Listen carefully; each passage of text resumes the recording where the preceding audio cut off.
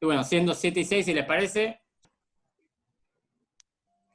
Bueno, antes que nada, gracias por la invitación. Eh, lo que quiero contarles un poco es lo que fue el rol de la comunidad judía durante la Guerra de Malvinas, donde especialmente la parte de la comunidad judía central, y obviamente va a tener algo que ver con las comunidades del interior. Está Tatiana conectada ahí y podrá contar su familia lo que fue Comodoro Rivadavia. La guerra de Malvinas nos sorprendió a todos. ¿Sí? La comunidad no tenía ningún tipo de información extra que la que tenía la ciudadanía en general y actuó bastante similar a lo que fue la sociedad argentina. Se hicieron colectas para juntar dinero, para enviar a los soldados, para enviar chocolates, abrigos, de todo. Pero como a todos nos pasó, la guerra no arrancó hasta el 1 de mayo. ¿Sí? El 2 de abril, que es la fecha que se celebra hoy, fue la recuperación de las islas. Pero hasta ese momento, hay gente acá que vivió la guerra y lo puede recordar mejor, era los famosos discursos de Galtieri en los balcones de la Casa Rosada, el que venga el Principito, si quieren venir que vengan, que le presentaremos batalla, y todas las negociaciones que habían atrás para tratar de evitar una guerra y solucionar los problemas diplomáticamente. Mediaron Estados Unidos, Perú, entre otros países que trataron de evitar lo que a las claras era inevitable, que era una guerra y que Inglaterra viniera a recuperar lo que ellos consideraban que era de ellos. Eso recién pasó el 1 de mayo. Con lo cual hasta ese momento es como que no hubo gestiones de nada que tuvieran que ver con rabinos, específicamente, que es lo que va a terminar siendo el eje central de mi libro, Los Rabinos de Malvinas, porque no había guerra. Entonces, era como, bueno, recuperamos ese territorio, tomamos posesión, pero no había nada más que eso. El tema es lo que se desencadena a partir del 1 de mayo, ¿sí? Con el bombardeo a Puerto Argentino y, obviamente, el punto de no retorno, que es el 2 de mayo de 1982 con el hundimiento del crucero General Belgrano.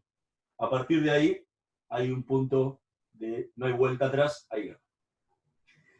¿Qué cambia a partir de ese momento? Que obviamente entramos en combate. A partir de ahí, si bien los combates eran diferentes a los que fueron del final de la guerra, porque eran más que nada bombardeos navales y bombardeos aéreos de los ingleses hacia las tropas argentinas, y los bombardeos, obviamente, de la aviación naval y la Fuerza Aérea a los barcos, a la flota naval británica. Recién va a pasar bastante tiempo hasta que se produzca el desembarco inglés en las Islas Malvinas y a partir de ahí empiece el combate cuerpo a cuerpo. Si bien la mayor cantidad de bajas se produjo el 2 de mayo, ¿no? Porque el hundimiento del crucero General Belgrano provocó la mayor cantidad de bajas argentinas durante toda la guerra. Cuando empiezan los combates, empieza una nueva preocupación para la comunidad judía que ya no tenía que ver solamente con juntar dinero y juntar o hacer charlas o hacer eventos o lo que fuera para juntar dinero y víveres o lo que fuere para los soldados, sino que a partir de ese momento empezó una duda, especialmente en el movimiento conservador, que tiene que ver con: tenemos muchachos en la guerra, tenemos judíos en la guerra, hay que hacer algo para asistirlos. Esa fue la premisa que tiró el rabino Baruch Plawnik en una de las reuniones que solían hacerse en la casa del rabino Marshall Meyer después del Shabbat, que se llamaban Kidushito, le decían Kidushito, donde se reunía Meir con sus principales discípulos y algunas familias de Betel, y ahí Baruch Plumnik le plantea, le dice, las Malvinas son argentinas, tenemos que hacer algo, hay soldados judíos allá, tenemos que tenemos que hacer algo. Meir le decía en su momento, no podemos apoyar en nada porque las Malvinas pueden ser argentinas, pero estos son unos militares violadores de los derechos humanos, etc. No tenemos que hacer nada. Y se empezó a producir un debate entre ellos que dividió las aguas entre el grupo, y finalmente lo que le dijo Marshall es, ok, vos decís que hay que hacer algo, andá a asistir a los presos. Andá a asistir a los presos, disculpen, me quedé con la dictadura. Andá a asistir andá a asistir vos a los soldados. Le dijo, ok, yo voy. Y a partir de ahí empezó una gestión del propio Marshall y luego, en paralelo, también de la DAIA, para que se habilitaran la posibilidad del ejército argentino, principalmente las Fuerzas Armadas, habilitaran la posibilidad de que viajaran rabinos para prestar asistencia espiritual a los soldados. Ahora, el punto acá era que empezó una interna en la comunidad, porque obviamente cuando lo presentaba el movimiento conservador había una interna de no puede ser del movimiento conservador, que sean todos los sectores. Empezaron a haber reuniones en la DAIA, se decidió que fuera un representante de la AMIA, o sea, el gran rabino de la comunidad, que fuera un rabino ortodoxo aparte, de otra corriente que no fuera la del rabinato, y un rabino conservador que obviamente ya tenía nombre y apellido, que era Baruch Plumnik.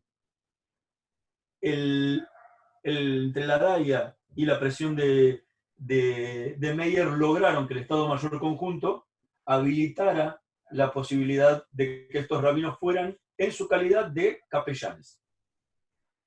Lo dicen los telegramas. Este hecho es inédito en la historia argentina. Es la primera y única vez que hasta el día de hoy que hubo rabinos capellanes en las Fuerzas Armadas argentinas. Y no solo eso, es la primera vez en la historia argentina que hay un capellán no católico en las Fuerzas Armadas argentinas. Eso lo hace un hecho único y hasta el día de hoy irrepetible. Algo que suena raro en el día de hoy porque con toda la democratización de las Fuerzas Armadas que hubo durante mucho tiempo, nada se tocó en lo que tiene que ver con la asistencia religiosa en las Fuerzas Armadas, cuando posiblemente hoy, que ya no hay servicio militar obligatorio y que el ejército es totalmente profesional con soldados voluntarios, judíos podría haber muy pocos, pero evangélicos hay muchísimos, y cada vez más. Entonces, es un despropósito que al día de hoy todavía no haya asistencia espiritual para nadie que no sea católico en las Fuerzas Armadas. Pero eso es un paréntesis. Este hecho se da el 14 de mayo del año 1982, cuando se autoriza a los rabinos a viajar.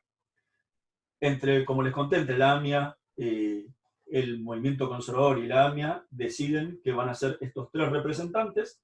De la ortodoxia seleccionan a un joven que no tenía la importancia comunitaria que tiene hoy, que se llama Tzvi Grumblat, cabeza hoy de Chabad Lubavitch en Argentina. El representante de la AMIA era teóricamente el gran rabino de la comunidad, Shlomo Ben Amu, que adujo problemas de salud en ese momento, que estaba enfermo, con lo cual nombró a uno de sus discípulos, no sé si discípulos, pero conocidos de él, que es el rabino Efraín Dines. Bueno, habíamos dejado en la parte donde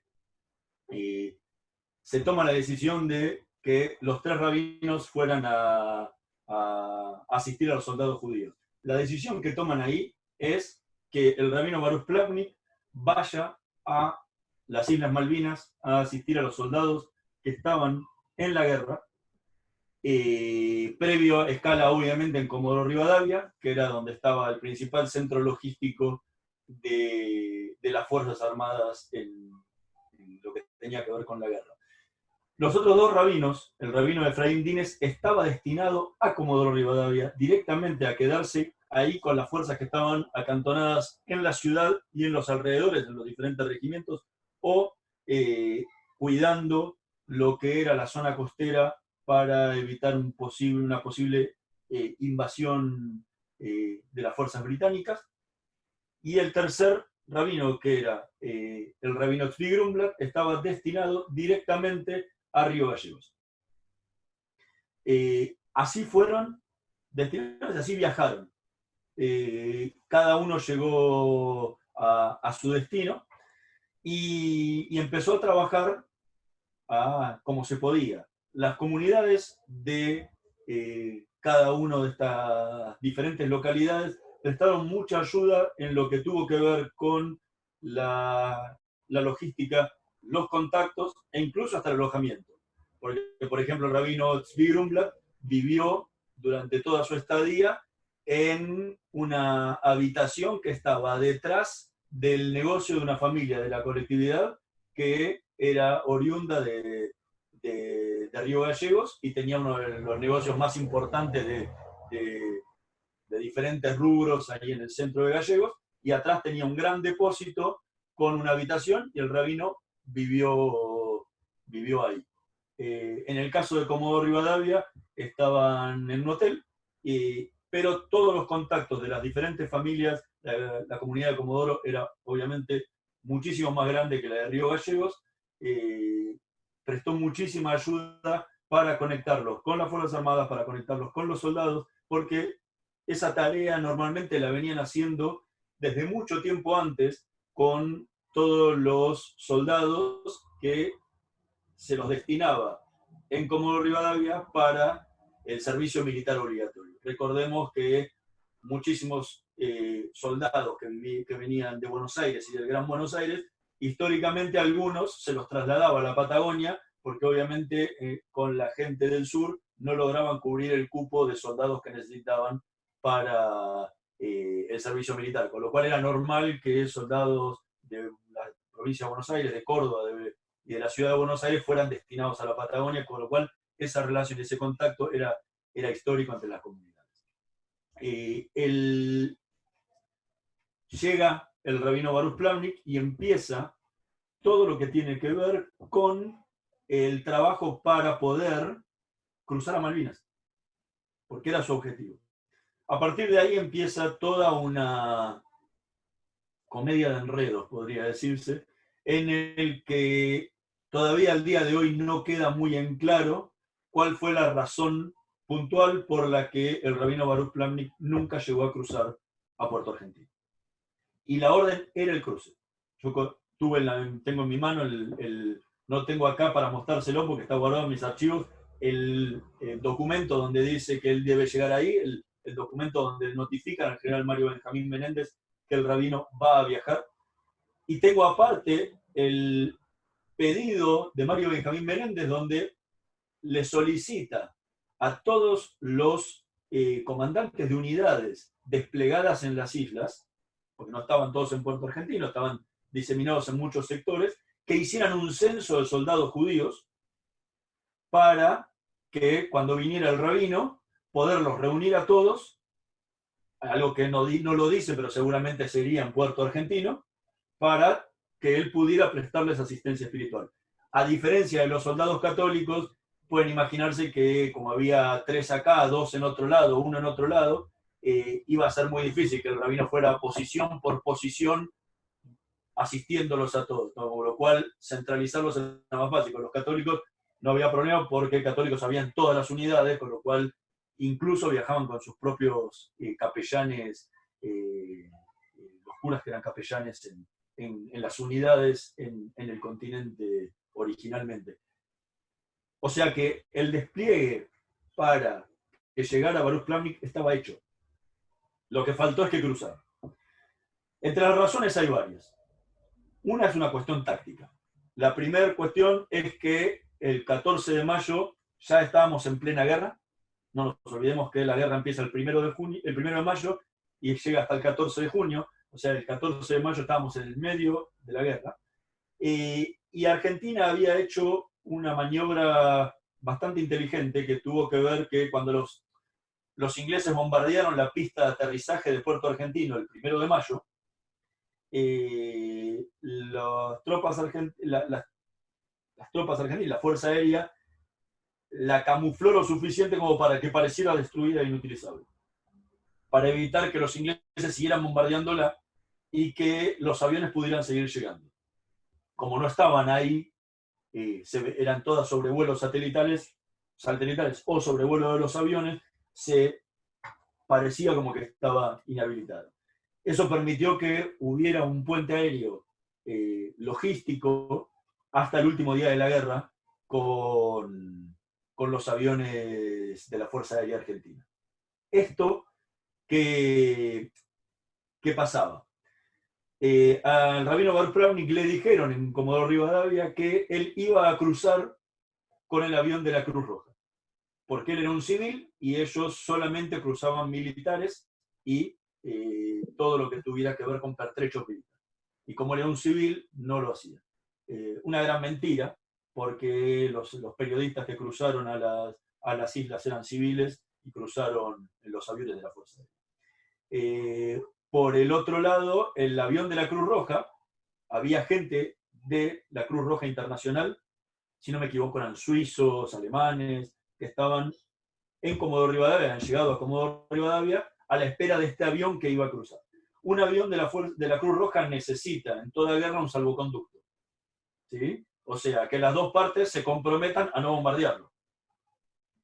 El punto clave acá era, los ingleses le daban el salvoconducto, pero los argentinos decían, si yo tengo la pista inutilizada de Puerto Argentino y va a cruzar un avión de la Cruz Roja y va a aterrizar en Puerto Argentino, eso implica que la pista no está inutilizable, y al día siguiente de que sale el vuelo de la Cruz Roja, bombardeaban la pista de vuelta, y eso hubiera terminado con todo el puente aéreo que había entre el continente y las islas. Por esa razón dilataron la autorización, que nunca llegó. El avión de la Cruz Roja nunca cruzó. Los miembros de la Cruz Roja se quedaron dando vueltas ahí por Comodoro Rivadavia, Puerto Madre y compañía, hasta que se pudrieron, se tomaron un avión a Montevideo y se subieron en el primer barco de guerra británico que pasó por la zona y desembarcaron en Puerto Argentino el 14 de junio de 1982, día que terminó la guerra, desembarcaron con las tropas británicas. Con lo cual se hizo imposible ese cruce. El tema es que el rabino no podía hacer lo mismo que la Cruz Roja. No se podía tomar un avión, primero no se podía mover. Segundo, no se podía tomar un avión a Montevideo y subirse con las tropas británicas para ir a prestarles asistencia espiritual a las tropas argentinas. Era una locura. Con lo cual, Baruch Plawnik se tuvo que quedar en Comodoro Rivadavia y toda su función la ejerció en esa ciudad. Para eso, entonces, el rabino Efraín Dínez, que estaba haciendo teóricamente la misma función en la ciudad, lo cambiaron de destino y lo llevaron a la zona de Trelew y Rawson, donde también prestó asistencia espiritual a los soldados que estaban en esa zona.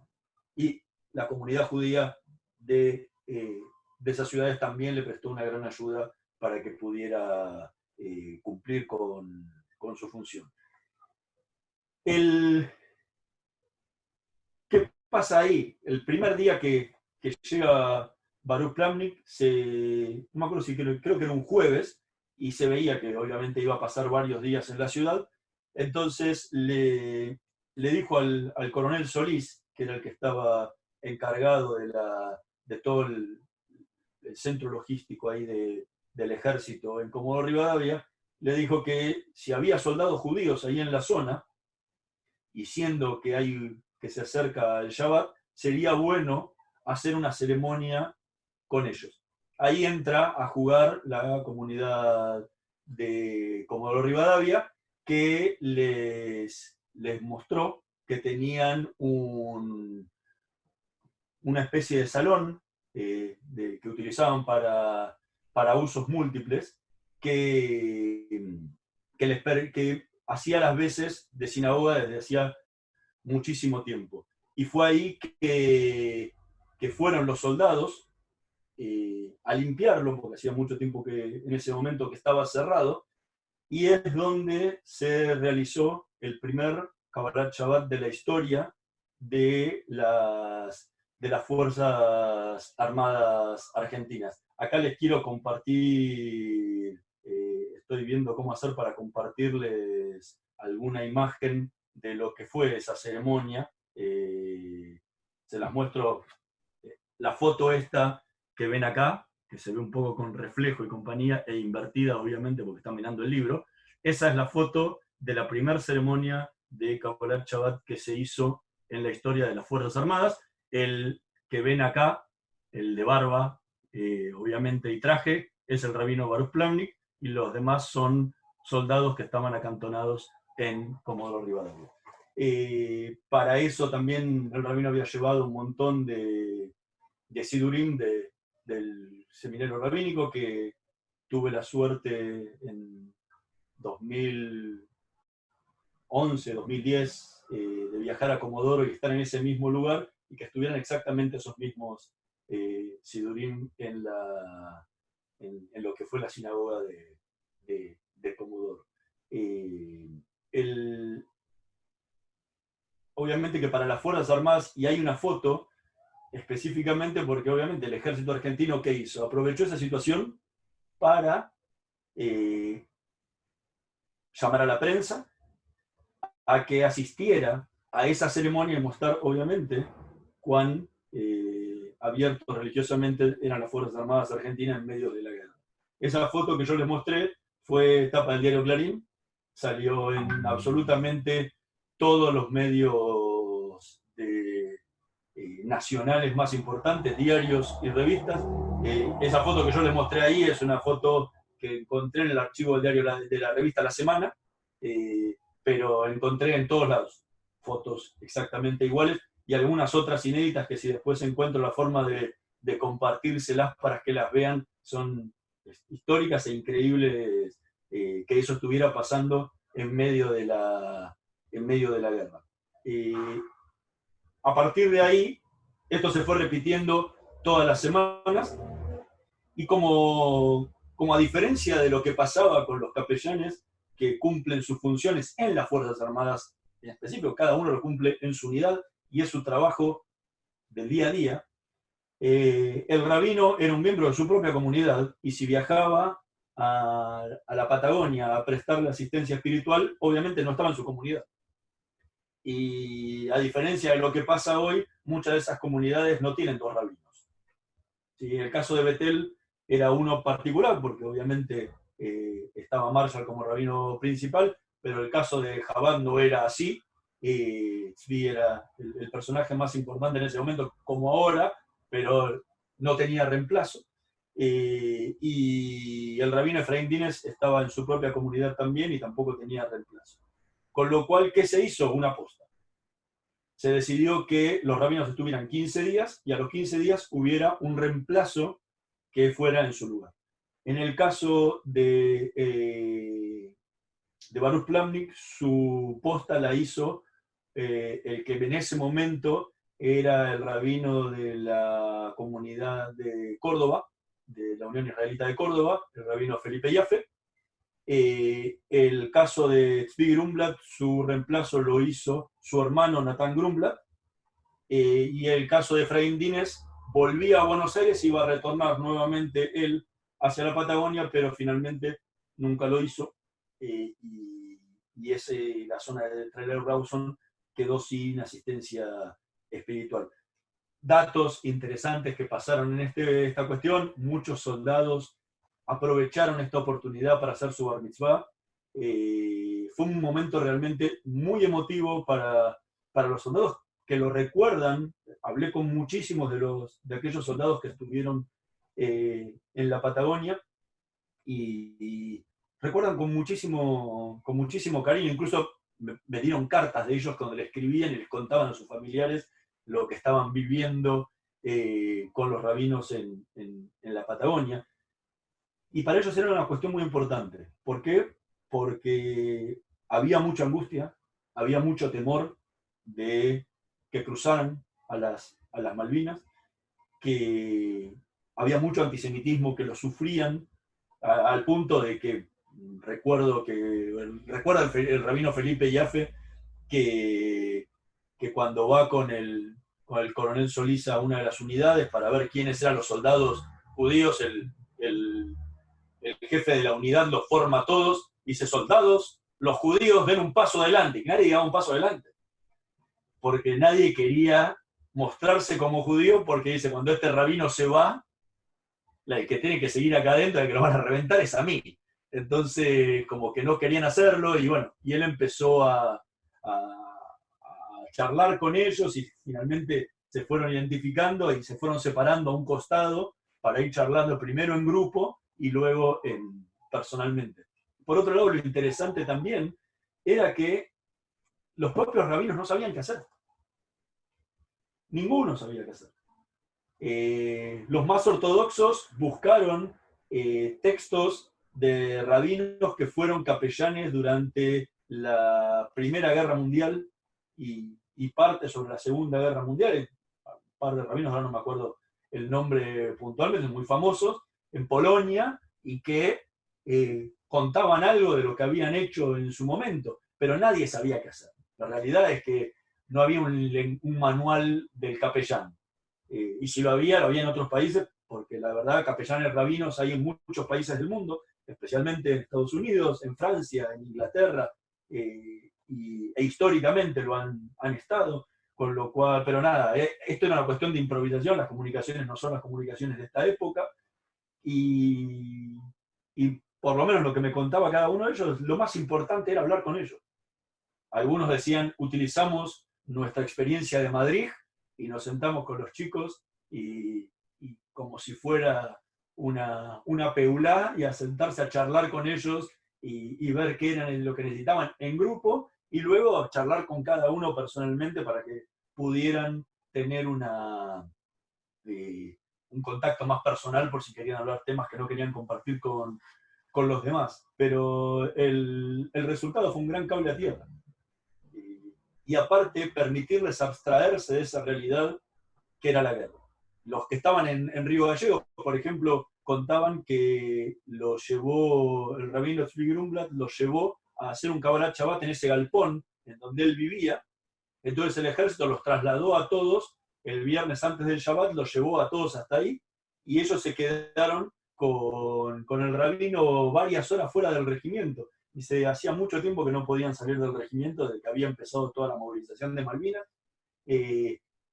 Comer algo rico, sentarse, charlar, y no estar con la cabeza de los militares mirándolos a ver qué hacían o qué no hacían.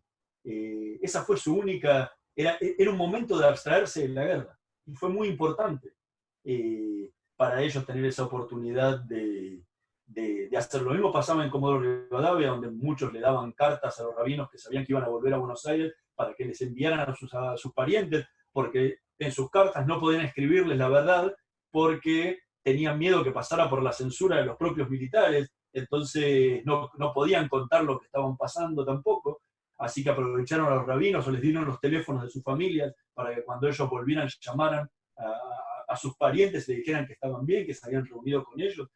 Porque la realidad es que en Buenos Aires, o en el interior, o en todos los lugares donde tenían soldados, tanto desplegados en la Patagonia como en la guerra, pasaba lo mismo. Los padres no sabían nada y la angustia era muy grande sobre lo que realmente estaba ocurriendo en la zona.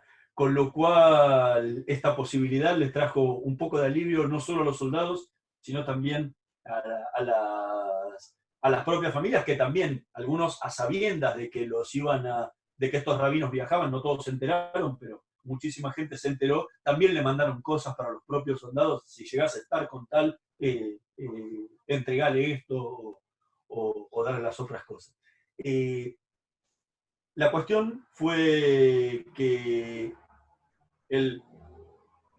todo lo que fue el servicio de los rabinos duró hasta el 14 de junio, día en que concluyó la guerra, cuando el general Banco Benjamín Menéndez se firma la rendición en Puerto Argentino ante el general Alexander Haig. Disculpen, Jeremy Moore. A partir de ahí empezó otra historia. Era, si se había logrado esto, ¿por qué no continuarlo? Hubo un grupo de personas en la DAIA que se dedicaron el primer tiempo a tratar de ver de la forma de continuar con esta cuestión, pero al tiempo la realidad argentina terminó llevándose por delante cualquier iniciativa. Todo lo que tuvo que ver con a partir de la guerra empezó a acelerarse cada vez más la transición hacia la democracia, y obviamente cuando empezó todo esto nadie quería quedar pegado a los militares. Entonces las autoridades de la DEA desistieron de seguir con esto, porque de haberlo hecho hubieran quedado pegados con todo lo que tenía que ver con la dictadura. Recién se reflotó en los 90 la idea de crear una capellanía rabínica en las Fuerzas Armadas. Lo encaró en ese momento el rabino Ángel Kreiman, que durante muchos años fue rabino en Chile, y se terminó esa idea en dos fechas bastante cercanas una de la otra. La primera se terminó cuando el gobierno de Menem decidió que suspender, mejor dicho, el servicio militar obligatorio, con lo cual la presencia de judíos en los regimientos pasó a ser casi nula. Y por el otro lado terminó el día del atentado a la AMIA, cuando falleció la esposa del rabino Ángel Kreiman y decidió alejarse de todas esas cuestiones, y finalmente nunca más se volvió a retomar. Yo tiempo después, cuando estaba preparando el libro, les pregunté a los funcionarios de ese entonces del Ministerio de Defensa cómo era que en pleno siglo XXI las Fuerzas Armadas todavía seguían siendo tan discriminatorias con las otras religiones. Y en ese momento, si no me equivoco, era la ministra de Defensa, la Nilda Garré, y lo que me dijeron era, hoy la realidad es que si nosotros tenemos que elegir, preferimos que no haya ninguna representación religiosa en las Fuerzas Armadas y que cada uno pueda paliar sus necesidades por su cuenta, en lugar de que haya representaciones de todos los credos, como ocurre, por ejemplo, en las Fuerzas Armadas de los Estados Unidos. Finalmente, la explicación es, pero más allá de una cosa o de la otra, tenemos muchos frentes abiertos en este momento y no es una guerra que queramos pelear en este momento con el Vaticano, y obviamente hoy menos que menos. Cuando yo hablé con capellanes rabinos que existen en la actualidad en el Servicio Penitenciario Nacional y de la provincia de Buenos Aires, hay rabinos de todas las corrientes asistiendo a los presos judíos en las cárceles. Uno de ellos me dijo, esto lo hablé muchas veces con el cardenal Bergoglio en su momento, y él me dijo, yo no tengo ningún problema en firmarles cualquier documento que sea para apoyar que haya rabinos en las cárceles argentinas oficialmente, porque como pasó en la guerra y al día de hoy pasan las cárceles también, el sueldo de los rabinos que asisten a los presos lo paga su propia comunidad, a diferencia de los capellanes que prestan servicio en las Fuerzas Armadas y en el servicio penitenciario de la Iglesia Católica, que los paga el Estado argentino. Yo no tengo ningún problema de firmar una carta para que lo hagan de la misma forma para los rabinos, pero el problema es que atrás de ustedes vienen los evangélicos y eso yo no lo voy a permitir nunca. Bueno, finalmente eso no ha cambiado nada y hoy en día con Bergoglio siendo papa menos todavía. Lo interesante acá, y como cierre, después abrimos a preguntas para lo que quieran consultar ustedes, es qué nos pasó como comunidad. Porque en ese mes y medio que duró esos 2 meses y medio que duró, 1 mes y medio que duró la guerra y 2 meses y medio que duró el conflicto de Malvinas, la comunidad mostró un interés muy grande por los soldados, inmensamente grande. Desde juntar, como dije antes, comida, ropa, dinero, lo que fuera para enviarles, como después insistiendo para que se logre un hecho histórico que es que haya capellanes, rabinos, prestándole asistencia espiritual a esos soldados. ¿Qué pasó? Que a partir del 15 de junio de 1982 nos olvidamos de ellos para siempre. O sea, ¿qué ocurrió? Que nunca a ningún dirigente comunitario se le ocurriera pensar y decir, ¿habrá habido algún soldado judío en las Malvinas?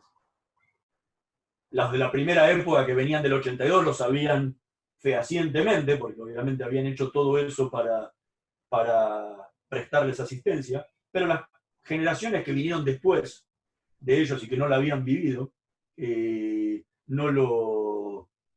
posiblemente no lo supieran, pero nadie se hizo esa pregunta. Y si se lo hubieran hecho, nunca se preguntó ningún dirigente comunitario, ¿necesitarán algo estos muchachos? ¿Estarán bien?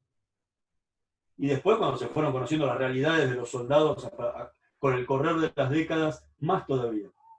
¿Qué pasó con los 5 rabinos que volaron a la Patagonia y estuvieron en contacto directo con los soldados que estuvieron en el continente? Nunca se preguntaron qué es lo que pasó con estos soldados que estuvieron en la guerra. Las explicaciones fueron muy diversas, pero la realidad es que cada uno volvió a sus actividades diarias, a sus problemáticas diarias, y los soldados quedaron olvidados. Quedaron olvidados y atravesando un sufrimiento muy grande durante toda su vida, al igual que lo pasaron todos los veteranos de guerra de Malvinas, sin importar credo. El punto es que es una pregunta que nos hacemos durante mucho tiempo como sociedad y que nunca se había hecho públicamente dentro de la comunidad, es ¿qué nos pasa como comunidad? ¿Y qué nos queda por aprender de esto? Que vivimos tan intensamente un tema y luego que pasó ese tema nos olvidamos para siempre y dejamos abandonados a su propia suerte a gente que está sufriendo y necesitando muchísimo. Algunos de ellos fueron a golpear la puerta de la AMIA, nunca les dieron bola, y finalmente desistieron y no participaron nunca más.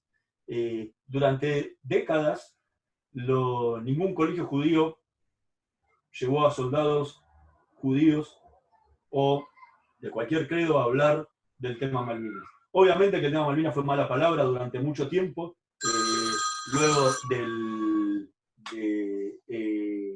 el levantamiento de Semana Santa y el día que Alfonsín dijo que eran héroes de Malvinas los que estaban en el regimiento, terminaron todos metidos dentro de una misma bolsa y los soldados pasaron a hacer lo mismo que los militares, con lo cual la sociedad los separó más todavía.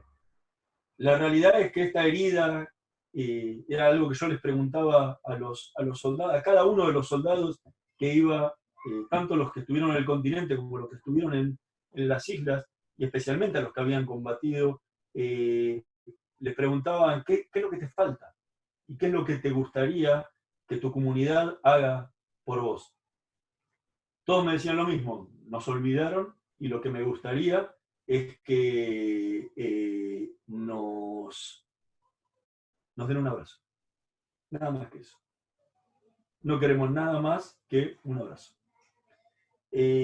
Afortunadamente, y a partir de que salió el libro en marzo del año 2012, esta herida empezó a cerrarse. Les cuento una anécdota para que vean también un poco cómo fue qué es lo que le pasa a la dirigencia comunitaria.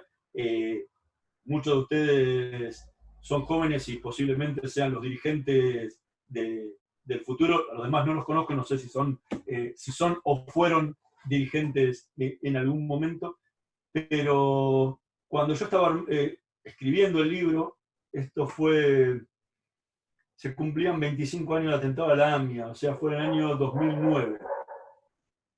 Me reuní con el por entonces presidente de la DAIA, Aldo Donsis, en un bar a la otra cuadra de la rural.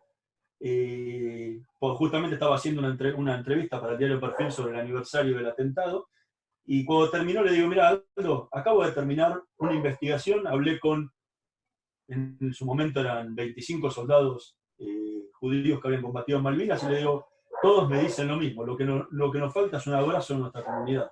Digo, ¿por qué no te organizás en la sala de reuniones de la DAIA? Ya no digo un auditorio, un brindis, le das un diploma a cada uno que digan reconocimiento de la DAIA, y esa gente va a ser la gente más feliz del mundo. No te hace falta nada, no es necesario plata ni nada, es un hecho simple. No hay problema, pasame la lista, digo, yo tengo los teléfonos, los nombres, los mails de todos.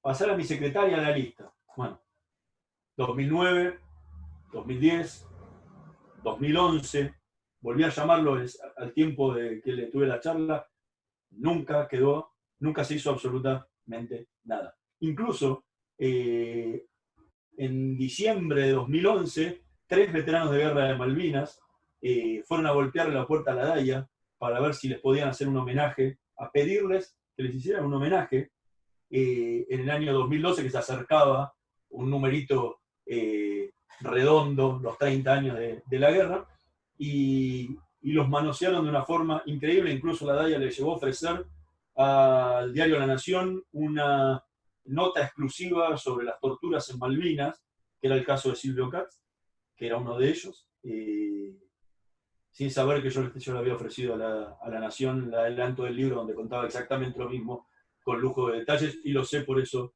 que la oferta existió. La cuestión es que no se hizo nada. En diciembre, y enterado de todo esto, en diciembre de 2011, me cruzo en el patio de Betel con el rabino Dani Goldman, mis hijas van a Betel, y le cuento a Dani lo que estaba pasando. No me acuerdo si era en diciembre o febrero de 2012, le cuento lo que estaba pasando y me dice, hagamos un homenaje en Betel. Lo pusimos para el Kabbalat Shabbat anterior al 2, si alguno anda con un calendario por ahí se va a saber qué día es, para el viernes anterior al 2 de abril. Bueno, se decide hacer esta ceremonia que se hizo a fin de marzo del año 2012. Los soldados entraron y estuvieron diseminados por toda la sinagoga, o sea, como uno más entre todos los que habían ido a ese Kabbalat Shabbat, con familiares de las nenas que hacían el bat en ese momento. Y en el momento de la prédica, Dani hace una prédica hablando de la memoria y de la importancia de preocuparse por el otro y recordar a quien sufre. Y en ese momento empieza a contar que se acerca el 2 de abril y que hubo soldados judíos que combatieron en la guerra de Malvinas y que nunca se le había rendido un homenaje como el que ellos debían por haberse jugado la vida en su momento. Y dice, y hoy están acá. Lo cuento y se me pone la piel de gallina todavía. Más allá que soy de arriba. Dice, están acá y quiero que por favor pasen a la Bimá, y empiezan a nombrar a uno por uno. Y se empiezan a parar de entre medio de la gente y empiezan a subir. La gente miraba, no entendía nada. En Betel yo nunca escuché tanto silencio, no lloraban ni los nenes, que suelen llorar en medio de todas las ceremonias. Subieron y estaban todos juntos ahí. Era la primera vez que se juntaban, no se conocían entre ellos la gran mayoría. Y Dani invita a las dos nenas que estaban haciendo el bat, creo que no se lo van a olvidar nunca más en su vida, más allá que fue el día de su bat, y invita a un par de madrijim de de Betel a que les entreguen una medalla a cada uno de ellos. Y la rabina Silvina Chemen les leyó una carta donde les pedía perdón muy públicamente por habernos olvidado de ellos.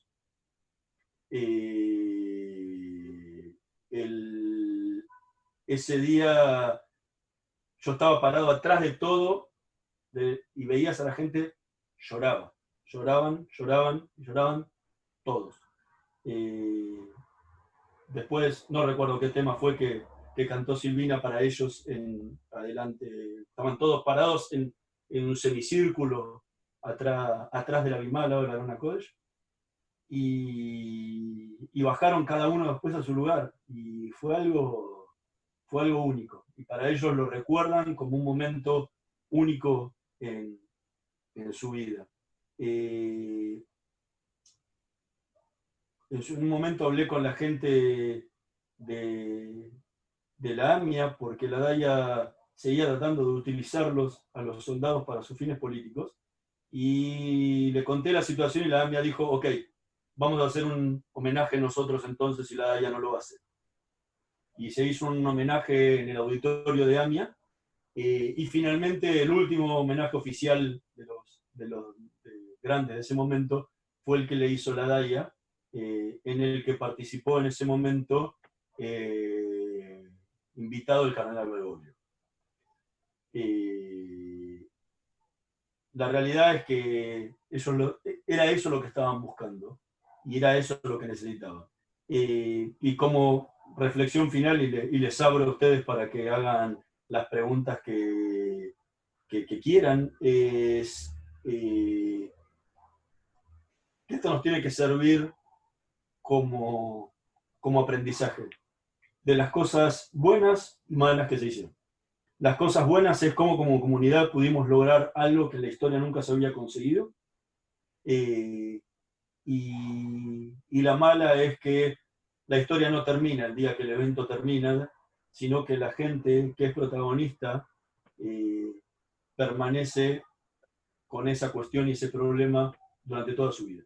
Y que como comunidad debemos estar al lado de ellos y no abandonarlos nunca. Y hablo de soldados, hablo de familiares de las víctimas de la última dictadura militar, de familiares del atentado a la AMIA, del atentado a la Embajada de Israel y de cualquier otra situación trágica que ojalá no pase nunca más, pero que nos toque vivir a lo largo de nuestra historia. Y creo que esta historia de los rabinos de Malvinas puede servir como ejemplo para ello. Abran los micrófonos y de a uno, por favor, porque escucho a uno a la vez, pregunten lo que quieran y lo que pueda responder con todo gusto. Pero antes que todo, lo mismo que la vez pasada nos parece bueno, es un aplauso simbólico entre todos juntos, y más que nada también por bancarte un poco la desprolijidad de este caso, que creo que en este caso son entendibles, pero bueno, un aplauso por la verdad, se notó la calidad y además la calidad humana de cómo abordar el tema. Yo no puedo. Porque ahí.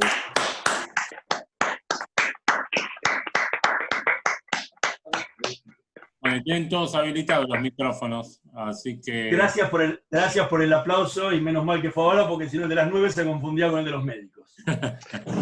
Yo quiero hacer una pregunta.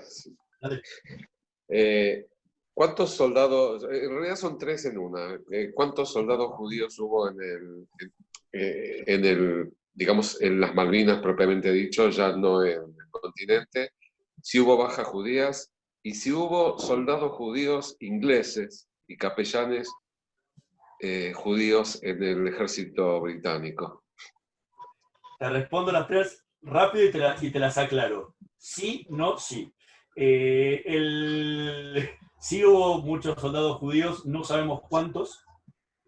Yo tengo una lista de los que yo sé, pero para esto habría que hacer un trabajo que se lo propuso en el momento Anita Weinstein en AMIA, que es una investigación aparte, de la mía, que es peinar el padrón de veteranos de guerra de Malvinas total y sacar qué número de soldados judíos reales hubo.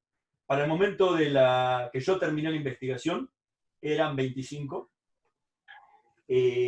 Luego de que se hizo el homenaje a la AMIA, aparecieron algunos más. Y como corolario, ya se los cuento como anécdota, el año pasado, Hebraica declaró a todos los veteranos judíos de Malvinas como socios honorarios vitalicios del club, y puso una placa en la puerta de la sede en el country, en homenaje a ellos. Hoy todos los veteranos de Malvinas y sus familias son socias de sus esposas, y los hijos menores de 18 años son socios honorarios del club, pueden ingresar y utilizar las instalaciones de la misma forma de cualquier socio, en forma totalmente gratuita. Ahí aparecieron algunos veteranos más, por eso lo traigo a colación. Hoy en día son cerca de, si no me equivoco, son 40, 42, más o menos. La realidad es que pueden ser más. O sea, yo cuando hice la investigación no buscaba a todos los soldados, los busqué porque para mí era importante averiguar. Yo hablaba a todos los rabinos, les hablé todo el continente, pero no les hablé nada de las islas. Es otra charla totalmente diferente, donde podemos hablar de lo que fue la experiencia de los soldados en las islas. Pero yo necesitaba hablar con ellos para hacer la primera pregunta más importante de todas, era ¿para qué servía que fuera un rabino Malvinas? ¿Por qué no era mejor, calculémosle el peso de un rabino joven, 80, 90 kilos? Digo, ¿no era mejor 90 kilos de armas, 90 kilos de alimentos, 90 kilos de ropa, que les iba a servir mucho más que un rabino? Digo, esa era mi pregunta. Necesitaba la respuesta del protagonista. Entonces empecé a buscar soldados judíos. No quería conocerlos a todos, porque hubiera sido un trabajo imposible. Entonces, con tener una población representativa, para mí me iba a servir. Y así fue que encontré estos 25, que hoy son 40, 42. Puedo buscar en la planilla, los tengo todos los nombres, porque creo que son 42. Y posiblemente haya más. Obviamente tenemos un montón de problemas de gente que tiene apellidos sefaradíes. Por ejemplo, les cuento una anécdota. A través de un colega, me dice, sí, yo conozco uno, que era veterano de Malvinas, conozco un soldado judío de Malvinas, se llama Alejandro Crudo. ¿Y qué hacen? Si yo agarraba el padrón y lo peinaba por apellido, se lo pasaba por alto. Entonces, muchísimos apellidos allí pueden haber sido soldados judíos y que yo no los haya percibido en su momento. Matrimonios mixtos, que ellos se consideraran judíos, y yo tampoco los pude encontrar, porque podría llamarse González y jamás lo iba a llamar por teléfono a preguntarle si era un veterano judío.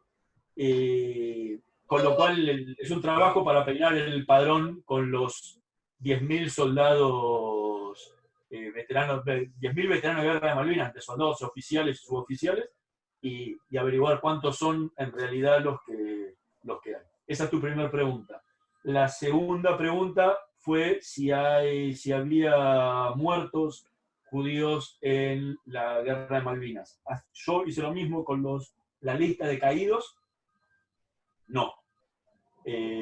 No hay ninguno, a no ser que vuelvo a lo mismo que dije antes, que haya alguno con apellidos sefaradíes o que haya alguno de matrimonios mixtos, que no lo sé. Esto se está develando de cierta forma hoy, hoy no, en todo este último tiempo, con la exhumación de los cadáveres y la tarea que se hizo de reconocimiento de los cadáveres que habían sido enterrados todos como NN. Entonces ahí aparecieron a tener nombre y apellido y las familias empezaron a tener contacto. Intuyo que si alguna familia es de origen judío o se considera judío, querrá que su hijo no sea enterrado bajo una cruz. No lo sé, puede ser. Los demás están así. Entonces podría llegar a saltar el caso. Hasta el día de hoy no ha aparecido ningún caso de esos, por lo cual yo sigo dando la misma respuesta que doy cuando siempre me preguntan esto, es no. Y la tercera, entre todas las respuestas, se me olvidó. Y así no sí, pero... Si hubo soldados judíos británicos. Sí, hubo soldados judíos británicos, no sé si soldados, hubo combatientes británicos judíos. Las Fuerzas Armadas británicas tienen soldados judíos desde los siglos. Hay rabinos capellanes oficialmente en las Fuerzas Armadas británicas desde hace siglos, con lo cual sí los hubo. Hay una especie, no sé si alguna vez lo recibieron en estas cadenas de WhatsApp que aparecen dando vueltas, la historia de un soldado judío argentino que se encuentra, que no sabía decir el Shema y se lo enseña a un soldado religioso en el avión que va entre Comodoro Rivadavia y Puerto Argentino, y cuando estaba combatiendo y se encuentra al límite de la muerte, se pone a rezar el Shema y el soldado que lo estaba apuntando le responde con la segunda parte del Shema y en un inglés judío y compañía. Bueno, yo intenté buscarlo, no existe el soldado argentino, no existe el soldado inglés. Me puse en contacto con los veteranos judíos de las guerras inglesas, porque tienen más guerras que nosotros partidos de fútbol, y los agrupan a todos en una sola contienda. Pueden imaginarse que la guerra de Malvinas es casi imperceptible en la historia británica y la cantidad de veteranos de guerra que tienen comparado con la Primera Guerra Mundial, Segunda Guerra Mundial, Irak, Afganistán y todas las que participaron, con lo cual hablé con un coronel, me dijo que sí había veteranos. Esta búsqueda la hicimos en los medios británicos comunitarios, no apareció ningún soldado, pero sé que hay, no sé cuántos son. Ellos tienen cuestiones muy, muy estrictas de confidencialidad para estas cosas, con lo cual no sé cuál es la cantidad, pero la respuesta es sí hay, y sé que no fue ningún capellán, no fue ningún rabino a Malvinas. ¿Qué dilema? Ellos tienen un sistema que es muy parecido al sistema que utilizan en Estados Unidos, que es que los rabinos, los capellanes son rotativos. Todos los capellanes de cada una de las religiones que asisten están preparados para asistir a soldados de cualquier credo. Ajá. Entonces puede tocar que un rabino asista a un musulmán, o asista a un católico, o a un evangélico. O a la inversa, que un cura asista a un judío, o a un musulmán, o lo que fuera. Porque la cuestión de ellos es prestar asistencia espiritual y no bajar una línea religiosa. Con lo cual no era necesario que hubiera un rabino específicamente con los soldados judíos británicos. Sí, doctor. Gracias. Yo quiero ver uno de YouTube. Hay un chiquito hablando, no sé. Hay nene, me parece que hay hijos. Hay hijos escuchando. Particularmente no te voy a hacer una pregunta puntual, pero particularmente los que somos más viejos hicimos el servicio militar obligatorio, tal vez un año antes de la Guerra de Malvinas, o 2 años antes de la Guerra de Malvinas. El apellido de sefaradí, como el mío, Galante, sirvió a veces para pasar como inadvertidos ante una fuerza, sobre todo el ejército, que tenía una raigambre antisemita muy evidente, y lo han vivido compañeros míos que hicieron el servicio militar donde yo lo llevé a cabo, que no la pasaron muy bien. Quizás mi apellido me ayudó en parte a poder sortear algunos obstáculos. No todos, porque lo había declarado yo que era judío, cuando me dio la planillita decía religión, puse judío, y alguien lo leyó y se dio cuenta de algo. Pero en algunos momentos me ayudó para pasar inadvertido en otros. Por ejemplo, tenía un compañero que se llamaba Cohen de apellido y no la pasó. Y supongo que habrá pasado lo mismo durante el enfrentamiento con Malvinas. Un doble estigma, ¿no? El enfrentamiento armado y el ser judío en una institución netamente antisemita, desde mi punto de vista. Sí, Hernán, yo me acuerdo el ex suegro de mi hermano, Glucksmann. Bueno, yo era director de juventud del Templo de Murillo y lo llevé a dar 2 charlas del tema. Y bueno, él estuvo en el frente y contaba que particularmente, bueno, lo habían estacado, se dice, ¿no? Puesto con unas estacas, y donde el tratamiento que él recibió como judío era más gravoso del horrible tratamiento que se le dio a muchos de los soldados jóvenes que participaron. No sé si él formó parte de esto de tu recopilación, pero pero sí recuerdo. En la original no, en la de hebraica sí. O sea, lo que dicen ambos es así.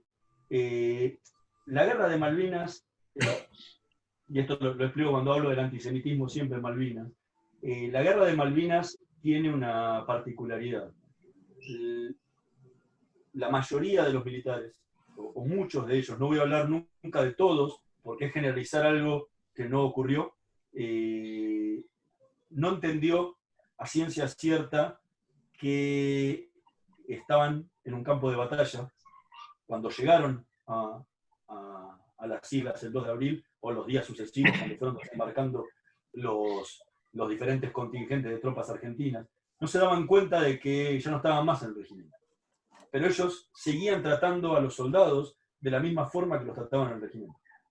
Entonces, todo eso que Gustavo vivió en su servicio militar unos años antes de la guerra, le pasaba a los mismos soldados que fueron a Malvinas en sus regimientos y les siguió pasando en las unidades desplegadas en las islas. Y esto es así. El oficial que era profesional y trabajaba profesionalmente en el regimiento lo siguió haciendo en las islas.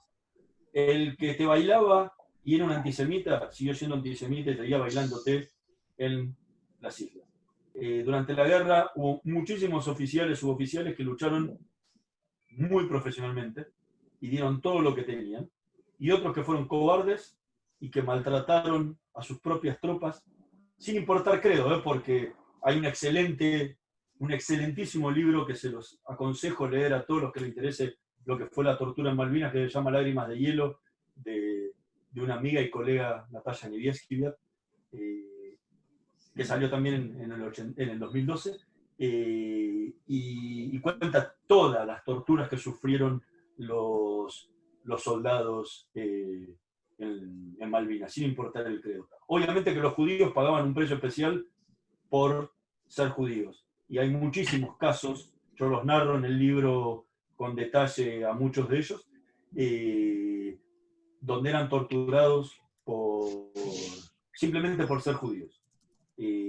Pero vuelvo, es esa misma gente que en el regimiento les hacía lo mismo. No cambió la situación. Entonces, esa gente la padeció. De la misma forma que tengo soldados judíos que combatieron en Malvinas que me decían, nosotros no tuvimos ni en el regimiento con estos oficiales, ni en el campo de batalla después problemas de antisemitismo. Fue como todo, una cuestión personal para todas las unidades. O sea, hablar de que las Fuerzas Armadas torturaron a los soldados es hacer una generalidad que es totalmente irreal. Hubo casos que lo hicieron, y hubo casos que lo hicieron incluso con los soldados judíos. Si te parece, hacemos la última pregunta para respeto de tiempo, que Hernán Kleiman levantó la mano. No sé cuánto más quieren preguntar, si no hay un par, no hay problema. Dale, ahí Hernán Kleiman. Perdón si escuchan gritos, es la nena que tengo acá. Era él el culpable. Sí, perdón, fui yo. Es que como entré de vuelta no me di cuenta que me quedó sin silenciar. No era un comentario, no una pregunta. Hay un dictamen de un fiscal de casación del año pasado catalogando como crímenes de guerra a las torturas sometidas por los propios superiores jerárquicos a los soldados en Malvinas, que es la primera vez que judicialmente se trata este tema y se cataloga de esta forma a crímenes, digamos, cometidos contra las propias tropas, y más aún en Malvinas. Quieren se los paso porque es muy interesante. Era ese comentario nada más que quería hacer. No me voy a meter, primero, Ernie, querido, hermoso encontrarte de vuelta acá. Es el hijo de un gran amigo mío durante muchos años y mi gran mentor, y fue quien me ayudó a llegar a ser el periodista que soy hoy en día. Dicho esto, no me voy a meter, voy a hacer una breve explicación de lo que él dijo, y no me pienso meter en un terreno judicial metido en medio de abogados. Porque no es mi terreno y voy a cometer innumerable cantidad de errores técnicos que me los cobrarán uno a uno. Pero bueno, dicho esto, hay una denuncia, no recuerdo el año, por ahí alguno lo sepa, por ahí César se lo acuerda, que se hicieron varias denuncias contra oficiales en Río Grande, en Tierra del Fuego, porque la jurisdicción Malvinas corresponde a Tierra del Fuego. El fallo en primera instancia, si yo no me equivoco, o sea, lo que decía el juez o la jueza, ahora no me acuerdo bien, era que primero había que ver si estos crímenes eran o no declarados de lesa humanidad, porque si no habían prescrito y no se podían juzgar. Entonces, lo que primero se hizo fue si no me equivoco, si fue el juzgado de Tierra del Fuego que dijo que no eran crímenes de lesa humanidad, la Cámara, vuelvo, ahí entro en tecnicismos que no estoy, en Comodoro Rivadavia dijo que sí lo eran, entonces se elevó a casación, no me acuerdo si fue casación en Buenos Aires o no, que no me acuerdo si había dicho que no lo eran, y quedó elevado ante la Corte Suprema de Justicia, que no me acuerdo hace cuántos años fue, que falló diciendo que no eran crímenes de lesa humanidad, con lo cual estaban prescritos, y los veteranos de guerra de Malvinas apelaron ante la Corte Interamericana de Derechos Humanos de la Organización de Estados Americanos. En eso estaba hasta la última vez que yo tuve novedades sobre esto. No es un tema que siga día a día, pero según lo que yo tengo entendido, la situación... sí, César, hubo muchos amigos Curia, si no me equivoco, la AMIA o la DAIA también lo presentó y compañía, pero eso fue todo antes de que la Corte fallara de esta forma. A partir de ahora, ahora vuelvo, entro en un terreno en el que soy un ignorante total, con lo cual entiendo que debería fallar la Corte Interamericana de Derechos Humanos y ver que a partir de ahí qué es lo que pasa. La verdad, yo hasta ahí llegué con los datos que conozco y que sé, no es algo que lo siga todos los días, pero sé que la historia había sido un poco de esta forma y que lo que necesitaban era que se habilitara esto, que lo declararan crimen de lesa humanidad, para recién ahí poder empezar con, si se puede, con los juicios contra los militares que habían torturado a su propia tropa durante la guerra. Así que no, nada, eso es lo que les puedo explicar del tema, más no lo sé. Bárbaro. No sé si alguien tiene alguna pregunta, algún comentario. Yo solo un comentario pensando en esto, por ahí en el 2022 podemos hacer un homenaje en Comodoro que me parece como una muy buena idea. 2021 hacemos. Bueno. No, digo, 2022 son los 40 años, por eso. 40 años. Bueno, lo empezamos a organizar. Hernán, estás a cargo, Dobri, porque tenés toda la agenda.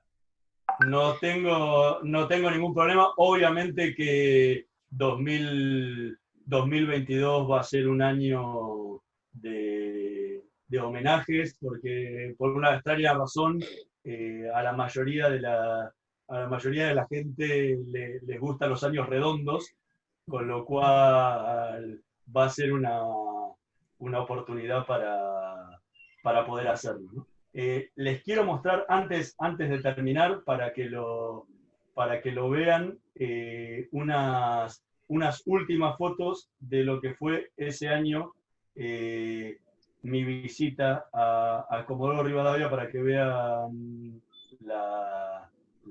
cómo era el lugar en el 2011, 2012, cuando Solo aclaro que el del medio es mi abuelo. ¿De corbata? Exactamente, ese es mi abuelo. A todos tienen corbata, no fue una pregunta muy precisa. Eso es en el 63. Bueno, ahí vas a encontrar a un familiar seguro. Son todas fotos que estaban. Ahí está la Arona Codes en ese momento que yo fui. No sé si hoy estará muy diferente o no, pero la vez pasada estuve hace un año y estaba toda cerrada la casa. Eso estaba así, la misma menorá que estaba en su momento. Ahí están los sidurim que usaron los soldados en ese Kabbalat Shabbat.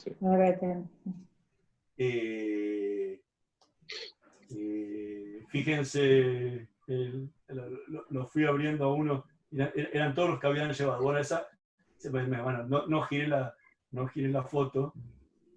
Ahí está. Parece un samba esto, pero bueno, no quiere. Ahí está. Esa es la casa por fuera, en ese momento, ahora está pintada bien de blanco, o por lo menos estaba hasta el año pasado. Bueno, y ahí son gente de Comodoro que me fue acompañando en ese viaje. Nada, si tiene alguna pregunta más que les quede. No, desde la asociación nos parecía importante esto, no abocarnos a que fuera el año 40 para hacer un homenaje, hacer una mención. Este es el año 38, pero nos parece importante tomar la costumbre de abordar este tema. Y la verdad que como quedó demostrado, creo que vos fuiste un pionero. Así que nada, me parece que fue un honor compartir este momento con vos. Y también como asociación estamos expuestos a las cosas que pasaron como este hacker, lo que sea. Y creo que la mejor respuesta que tenemos para dar es haber seguido haciendo la actividad. Eso también nos tiene que demostrar como judíos que no nos podemos dejar aminorar por los imbéciles de turno. Así que tomamos el guante de lo que vos decís, Hernán, de que esto tiene que ser un gesto de compromiso nuestro. Y bueno, tanto Tati como Lu por chat privado decían, che, tenemos que tomar este tema, tenemos que empezar a hacerlo. Así que bueno, a todos los que están en este chat y después lo difundiremos internamente, el desafío del año que viene, pensar qué podemos hacer. Está bueno que lo puedan hacer y como asociación crear algo bueno y por ahí, si en algún momento se llegan a abrir los juicios, poder acompañarlos y desde lo legal a los propios veteranos. Bueno, los libros, ¿dónde los vamos a conseguir? Pasemos chivo. Quedan 3 minutos. ¿Puedo meter un bocado? Sí, cómo no. Soy César Rosenstein. Bueno, no lo conozco a Dobry en persona, pero quería repetir oralmente lo que puse en el chat, que es un poco un reconocimiento a su tarea. Yo estuve tanto en el Kabbalat Shabbat en Betel, como estuve en el acto que se organizó en el auditorio de Ami Adaya. Y bueno, lo acabo de poner en el chat, pero por si alguien no lo leyó, me gustaría reconocerlo en voz alta a Dobry, pues no me acuerdo si fue Borger, presidente de AMIA por entonces, o Donsis, presidente de Daya, que tomó el micrófono y dijo, bueno, muchas gracias por venir. La verdad, frente a todos los soldados, ¿no? ¿Cuántos habían, Hernán? 20 y pico, no me acuerdo. Bueno, muchas gracias por venir. Ahí también sumamos más de unos 30. Bueno, por eso. Gracias a todos por venir. Les queremos decir, nosotros no sabíamos de la existencia de ustedes, nos enteramos hace poquito porque un periodista, Dobry, que está por acá en el público, nos contó. Los que tenemos algún grado de sensibilidad de algo o que nos corre vena por el corazón, o tenemos un corazón, no lo podíamos creer, ¿no? Digo, los ignoraste durante 30 años y además le decís en la cara que si no hubiera un periodista curioso y compasivo, ni siquiera los estarías convocando en el año. ¿En qué año fue eso, Hernán? 2012. 2012, bueno, por eso. Entonces, digo, toda esta tarea que nos contó Hernán, digo, es incluso todavía más significativa cuando tuvo que hacerlo en contra de la colectividad, no en conjunto con la colectividad. Salvo, por supuesto, Dani Goldman desde Betel. Que entonces, por eso quería volver a mencionarlo oralmente como para poner en valor la tarea que hizo Dobry con este tema. Es así lo que vos decís. Lamentablemente. Bueno, nuevamente gracias a todos. Vamos a estar subiendo la charla editada en YouTube. Sin las esvásticas, por favor. Sí, editada. No, con las esvásticas. No, esto va a ir por la denuncia.